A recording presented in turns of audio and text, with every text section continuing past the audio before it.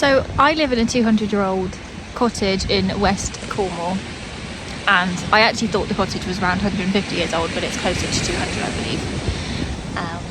It's really inspired me. I already had a natural interest in slow living and more traditional ways of doing things, not in respect to the way that I think, but the consumption element, like the overconsumption and making things at home and not buying into quick, easy, convenient options all the time.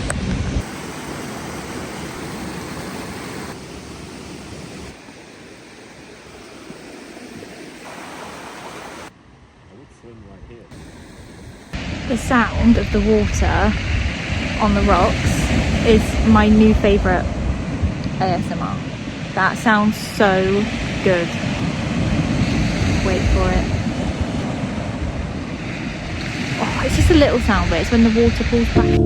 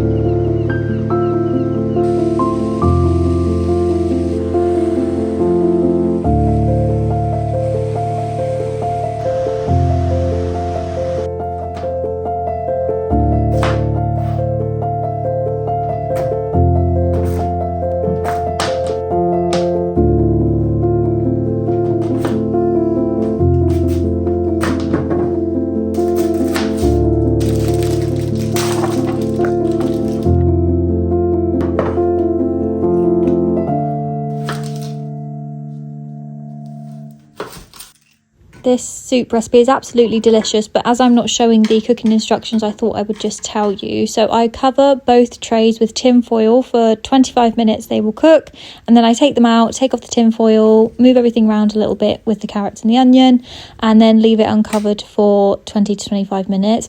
The reason that I don't leave it uncovered the whole time is because it goes too charred, because you need it at around 200 degrees. But it does need to crisp up, because I like to just scoop the inside of the butternut squash out, and the skin typically stays somewhat intact. Another way of doing it would just be sieving the end result, but I don't like the thought of missing it, because the skin is not nice when it goes into the soup by accident. For protein purposes and health purposes, I've added some lentils into this soup. I blended half of them and left some for texture.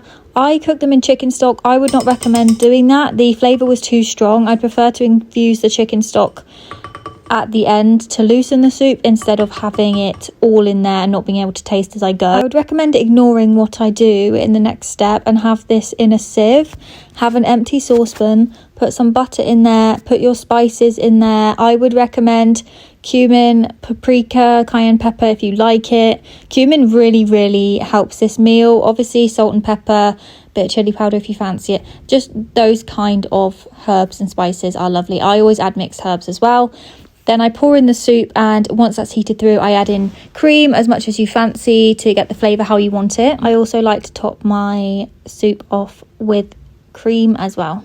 If you really want a bit of spice, you could add some chili flakes at the end. I had run out, but I do like to add them sometimes. The lentils are a really nice addition because it makes it feel a lot more satiating. If you're trying to hit any kind of health goals or be fuller for longer, then the lentils are definitely worth the addition. I had some soup that was still stuck in the blender, so I just watered that down and added it back in. It's quite a thick soup, so it's really up to you how thick or thin it is. Give it a taste test, and then you might want to add the flavourings again, all of your spices again. I also added some honey into this, so I would really just taste as you go, and don't panic, because if you add in cumin and paprika at the later stage and sprinkle them over the top, it makes a huge difference, and the flavour before that can sometimes not be as exciting.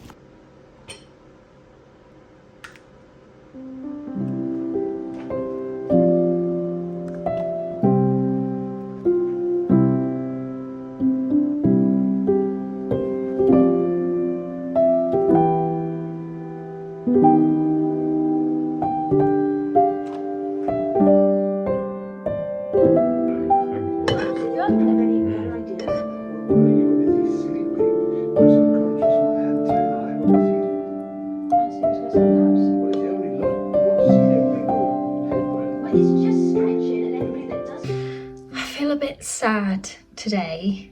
I had a couple of I don't even know if fallout is the right word, but just disagreements today. I don't even know if disagreement's the right word, but I feel quite deflated in general, and anything small or large or anything of any kind, I don't always have the emotional energy to deal with it. I'm gonna try and have a nice evening. I think I might watch some Darling Buds of May, because I think that will definitely cheer me up. I've realised today that I think I really need more interaction in general, but probably I need to make more connections.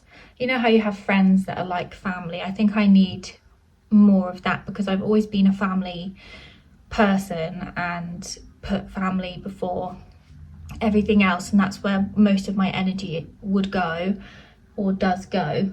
But I've come to realise that when you get older and it's not really your family anymore, like everybody splits off and does their own thing and becomes their own people, and you're not in the same household together, which has been like that for a long time, but I think that it's just got to the point now where people have moved on. And yeah, I have people in my family that we have a certain type of bond where we're really close and we reciprocate the energy, and then there's like the other side of it where there's people that are younger and busy and maybe don't see things the way that I see them. And I think that I really don't want to be someone that expects of other people what I expect myself to do, because I don't think that's fair.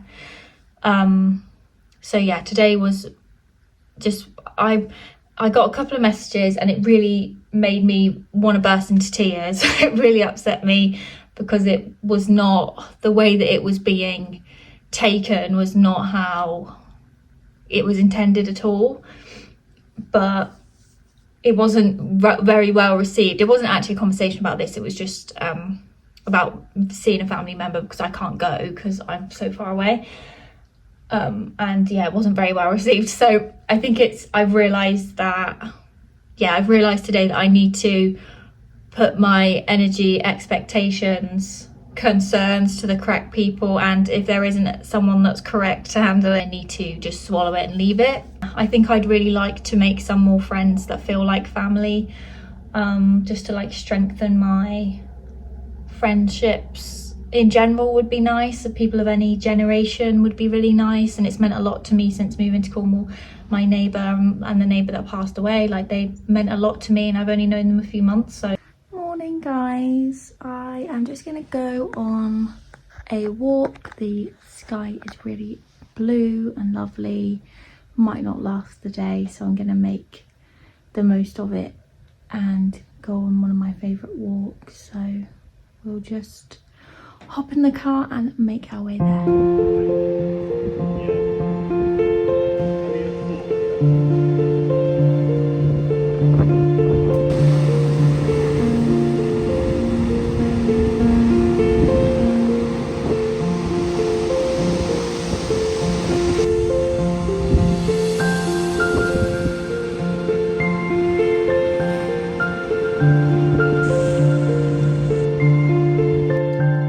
Bumped into the lady that we stayed with when we were exploring West Cornwall, and we had a nice chat with her. I have walked past her once and I couldn't remember what her partner looked like completely, so I think I've walked past him, said hello and not realised it was him. But then with her, I've been too shy to say hello because I didn't know she'd recognise me, because she helps look after an Airbnb that is like next door to her, so she must see people all the time.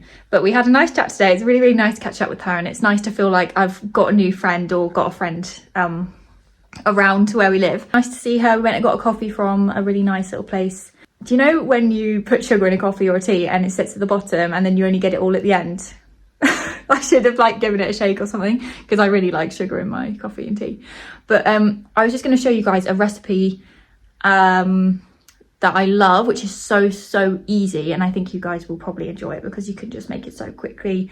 And it's got eggs, tomato, pepper. It's quite basic. I have run out of quite a lot of seasonings. I've run out of cayenne pepper, I've run out of paprika, so there's only so much I can do with it.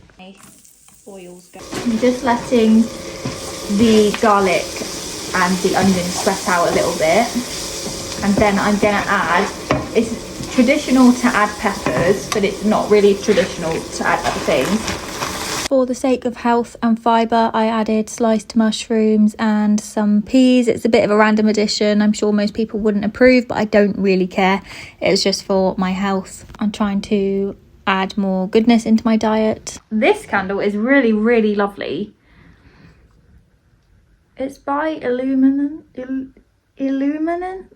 What? Why can't I speak? Illumens.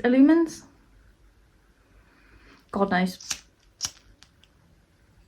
None of the lighters in this house work, and they all run out really fast. It's Ollie's fault 'cause he's a smoker. But this one does smell really fresh and lovely.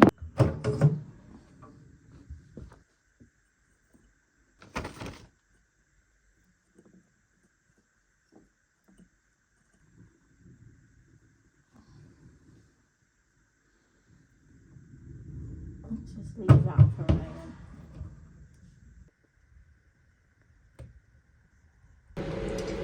Usually you just poach the eggs, you just make a little well, which I forgot to do for this one, which does make a difference, and then you cover it over with a bit of tin foil or whatever you've got, a lid, for a few minutes. You really have to watch it though, because you don't want it to go, that one could do with a little bit longer, so I'll just pop it there.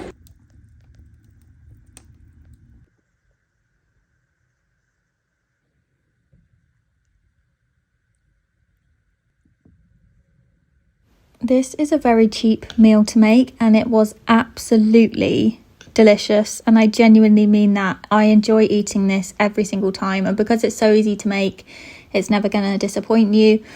You could also add feta cheese or cheddar cheese and different vegetables. I would just say the essentials are always garlic, onion and pepper, and seasonings of your choice. I like to use sourdough bread because it's got thickness to it. I think a typical white slice of bread like a Warburton's would probably be too soft and not hold the moisture properly. I appreciate that I don't go into much detail about my recipe, so if you ever are interested, I would be more than happy to write it out for you in the comments. Just let me know, but I won't waste my time without request. I ran myself a midday bath because I absolutely love them, and I haven't been having them enough since I moved here.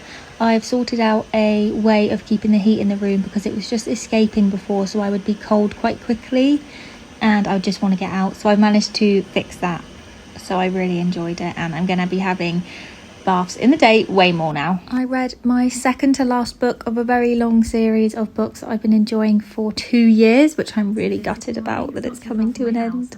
I was actually coming on YouTube this morning in the hopes that Ruby Granger would have posted something, and then it's in one of my fave places, so I'm very happy about that. Let's have some breakfast. I'm going to see if this combo works. She did a lovely journal entry then. It was really cute.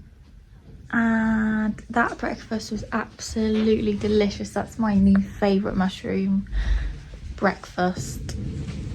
So sourdough, yogurt, honey, mushrooms with salt, pepper, garlic, cooked in butter, balsamic on the top. And if you have any rocket and lemon, that could be a nice addition together as well. Well, definitely would be a nice addition. Ollie's just cleaning out the log burner because it was full up with so much ash. That's the trick, you put it there in the white ash and then it gets all the black off of it. Ooh, the results. All done now. Lovely.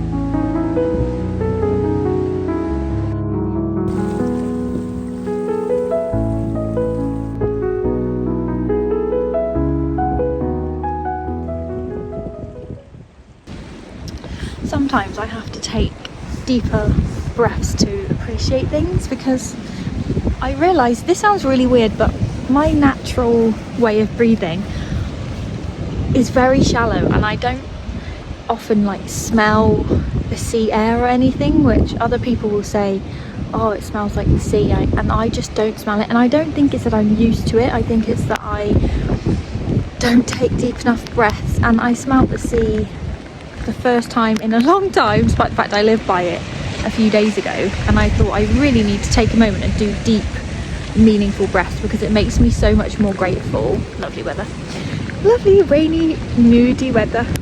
It makes me so much more grateful for the everyday moments.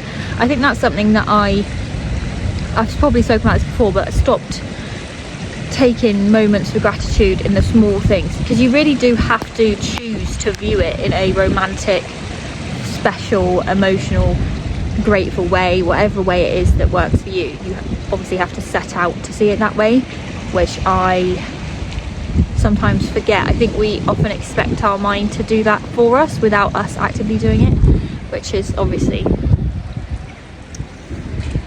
not how it works. We have to train ourselves to think that way. So I need to retrain my brain to look for the magic and look for the bits to be grateful for, really.